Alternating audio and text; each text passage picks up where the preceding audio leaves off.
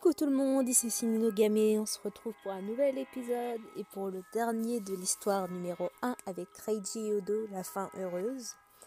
Alors quand l'épisode sera fini, je posterai aussi le début de la deuxième histoire avec Reiji et Odo, mais pour l'instant je me suis arrêtée au chapitre 10 de cette histoire. Et j'essaierai donc le plus vite possible de me sortir du dernier défi qui me reste pour faire la dernière fin. Et donc c'est possible que je poste régulièrement jusqu'au 10e si j'ai pas réussi à finir le défi. Mais normalement je devrais pouvoir le finir avant. Voilà, c'était tout. Bon visionnage. Après son réveil, Reiji s'est vite rétabli. Les guérisseurs qui avaient quitté le pays sont revenus sous ordre de Monsieur Jiozako. C'était vraiment impressionnant de les voir unir leurs forces autour de Reiji. Il était nimbé de la lueur des IU. Ses blessures se sont refermées comme si on rembobinait un film. J'y ai eu droit aussi, évidemment. Nous avons tous les deux rapidement reçu l'autorisation de quitter l'hôpital. Bon, et maintenant? Bien que je sois sortie de l'hôpital, j'étais complètement perdue. Monsieur Marasame m'a dit de continuer ma mission. Mais en tant que Suira, je ne peux pas retourner chez Monsieur Jiozako. En plus, je me suis fait virer.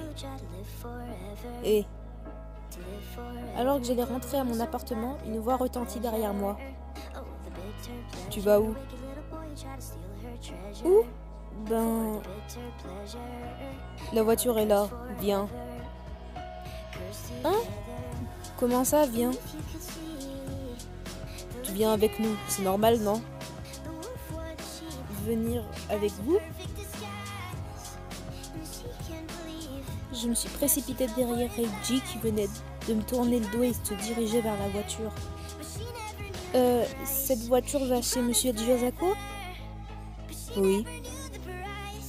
Alors, pourquoi est-ce que... Tu es mon assistante, non? Je me suis inconsciemment arrêtée de marcher. Ne traîne pas, on a laissé un sacré vide au travail. On doit retourner et s'occuper de tout ça. Mais je ne me suis pas fait virer? Tu me disais de ne plus m'approcher de vous. Reiji s'approcha de moi. Puis soudain, il m'attrapa par la taille. Ah! Hé! Kaoru m'a dit de te ramener. Il a dit que tu n'étais pas une ennemie. Monsieur Jiozako a dit ça? Si c'est Kaoru qui le dit, je n'ai aucune objection. Reiji eut un rire presque imperceptible. Je n'ai aucune raison de te tenir loin de nous. Reiji... Toi, qu'est-ce que tu veux faire? J'ai respiré un grand coup. Et puis je me suis lentement rapprochée de Reiji. Je viendrai. Bien.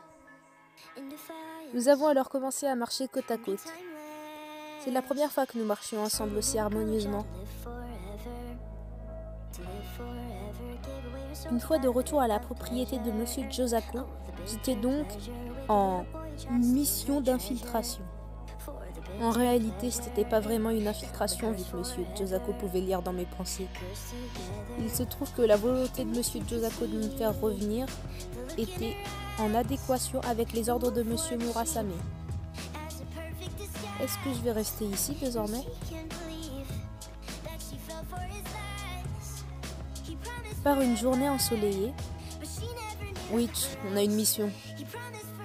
Reiji a ouvert la porte aussitôt après avoir toqué. Oui. Je ne m'énervais plus de le voir entrer sans prévenir. Monsieur Jiozako est sorti, hein? Quelle formation est-ce qu'on adopte aujourd'hui? Ma position pouvait différer selon le lieu où l'on allait et la situation. Parfois, je devais rester à côté de Monsieur Jiozako, d'autres fois, je devais surveiller de loin avec Reiji. Cependant... Non, ce n'est pas avec Kaoru cette fois-ci. On part en reconnaissance. Reconnaissance? Dans 10 jours, Kaoru a prévu d'accueillir d'importantes personnes de certains pays. Nous deux, on doit inspecter les lieux à l'avance, voir s'il n'y a pas de défaut dans la sécurité. Je vois. J'ai déjà eu affaire à ce genre de travail en tant que policière. D'accord. Bien, on file ça. Hein? Reiji me tendait un sac en papier. Je l'ai pris et regardé ce qu'il contenait. C'était une magnifique robe, élégante et resplendissante. Il y avait aussi les chaussures et le sac qui allait avec. Il y a un code vestimentaire à respecter là où on va. On file tout ça. C'est la première fois de ma vie qu'un homme me donne quelque chose comme ça. Je sais que c'est pour une mission, mais je ne pouvais pas m'empêcher d'être heureuse.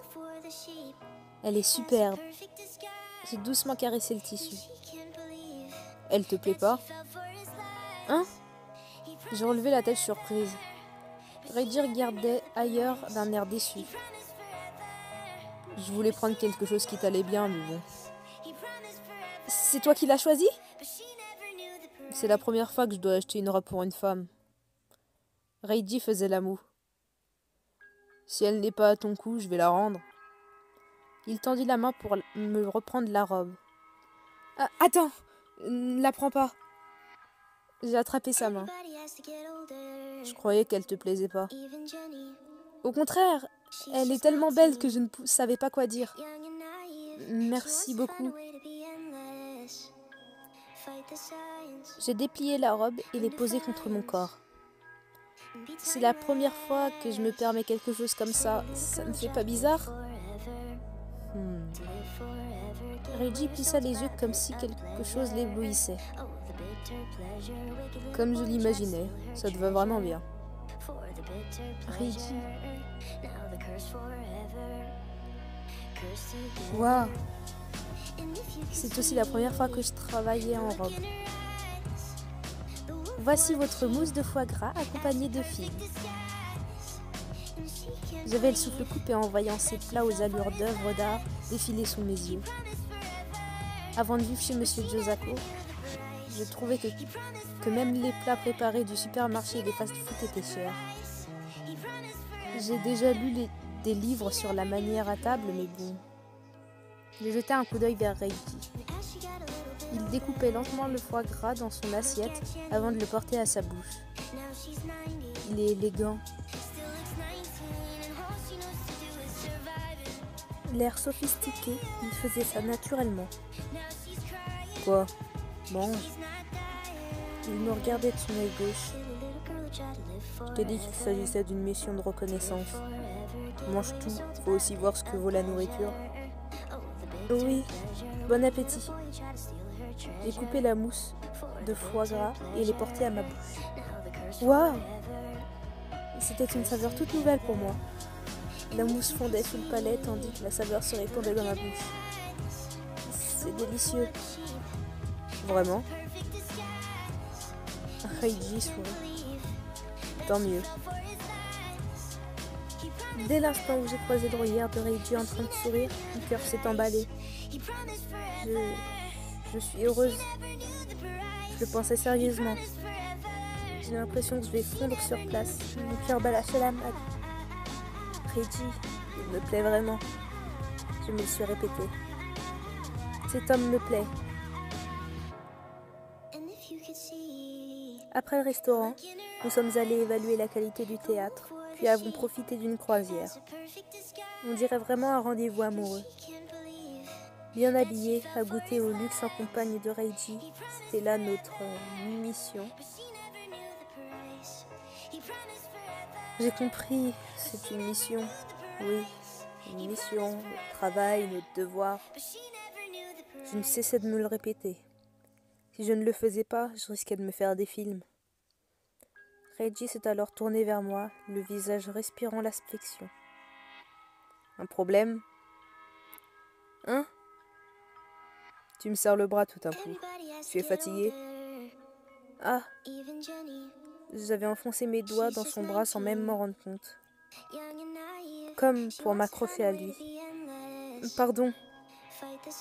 Ça tombe bien, notre prochaine destination est un hôtel. Hein? On doit juste vérifier les chambres à la base, mais on peut aussi se reposer. À l'hôtel avec Reiji? Ouah! En arrivant à l'hôtel, je me suis écrié d'émerveillement pour la énième fois de la journée. Cette chambre est magnifique, en tout point. Je me sentirais presque coupable de marcher sur les tapis. Pourquoi tu restes planté là? Tu es fatigué, non? Reiji s'assit sur le canapé à côté de la fenêtre et me fit signe de m'asseoir en tapotant à côté de lui. Ah, j'arrive! Je me suis timidement assise. Côte à côte, nous avons regardé le paysage nocturne qui s'étendait face à nous. C'est beau. Oui, on dirait une montagne de joyaux. Nos invités seront certainement comblés en venant ici. J'avoue, je n'ai pas oublié que j'étais là pour le travail, mais j'étais tout de même en train de contempler une magnifique paysage nocturne, dans un hôtel sublime, vêtu d'une robe sublime, avec Reiji en plus. En y pensant, je ne pouvais m'empêcher de sourire. Ah, Reiji venait de me prendre la main. Reiji? Juste devant moi, je voyais son beau visage. Le paysage de dehors se reflétait sur son œil gauche. Il paraît que tu m'as fait boire mon médicament quand j'étais inconscient. Avec ses lèvres. Je n'eus pas eu le temps de répondre. Reiji était en train de m'embrasser. Oh. Reiji. Ses lèvres étaient chaudes et tendres. C'est un peu différent de la dernière fois. Quand je lui ai donné ses médicaments, elles étaient desséchées. Cette fois-ci, elles sont humides, belles et bien vivantes. Nos lèvres se sont séparées. Je te rends la monnaie. La monnaie? Tu m'as embrassé alors que j'étais inconscient, c'est pour ça. Non, c'était pas un baiser, c'était pour te sauver. C'est un baiser. C'est quelque chose d'important pour moi. Et pourtant, ça s'est passé alors que j'étais inconscient. J'ai du mal à l'accepter. Reiji, je me suis rétabli grâce à toi. Reiji me montra son torse. Il n'y avait aucune cicatrice. Gêné de voir sa peau lisse de si près, j'ai détourné le regard. Merci. Je sentais la chaleur de Reiji près de moi. Et toi, ta peau va mieux? Oui. Mes lèvres tremblaient. Mon cœur battait la chamade. J'avais l'impression que mon cerveau était en ébullition. Ça va. C'est comme s'il ne s'était rien passé. Je peux vérifier? Reiji, qu'est-ce que... Dis-le si ça te dérange. Je ne veux pas te forcer la main.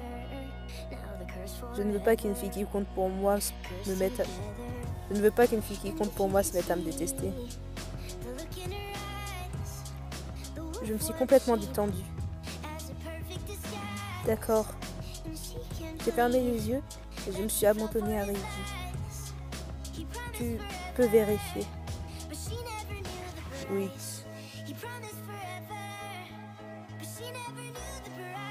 Je le sentais retirer ses habits un par un. Son souffle me caressait la peau. Sa chaleur s'emparait de moi tandis qu'il déplaçait sa main sur ma peau. Ah.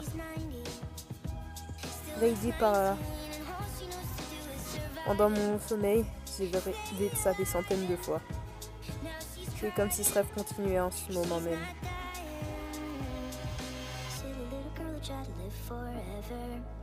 Cette nuit-là, j'ai fait un rêve.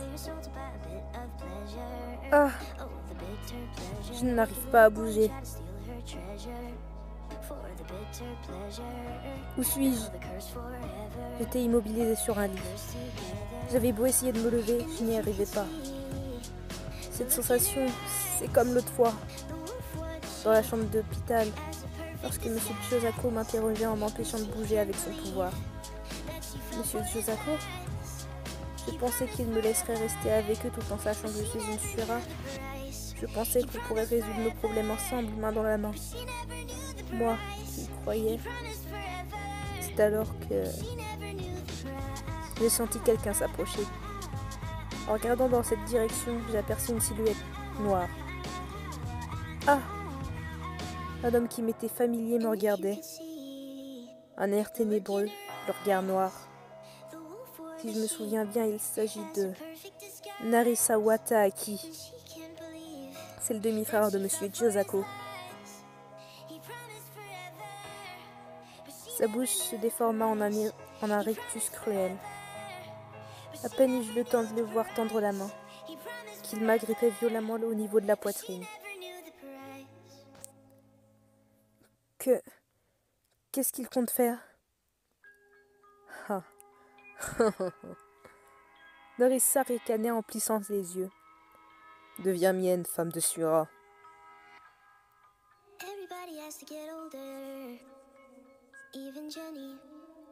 Narisa arracha mon chemisier sans la moindre hésitation. Il se déchira dans un bruit strident. Non! Je me suis réveillée. Mon corps était recouvert de sueur froide. Je tremblais de dégoût. Mon cœur était sur le point d'exploser. C'était quoi ce rêve? J'ai saisi ma montre, essayant toujours de reprendre mon souffle. Il est encore trop tôt pour me lever. Il semblait si réel lorsqu'il m'a agrippé la poitrine. J'ai l'impression d'encore le sentir. Ce n'était pourtant qu'un rêve. J'ai poussé un long soupir et regardé le ciel à travers les rideaux. Mais oui, mon objectif en venant ici était de résoudre l'affaire Salamandre. J'ai eu l'occasion de la rencontrer en personne, certes. Elle ne se donnait pas ce nom, mais bon, c'est forcément elle. Nojio aussi disait qu'elle ressemblait à ça. Cependant, cette personne dont elle parlait et son mobile sont encore totalement inconnus. Puis il y a ce Narisa Wataaki, le grand frère de Monsieur Josako. Pourquoi est-ce qu'il m'arrive parfois de le voir dans mes pensées?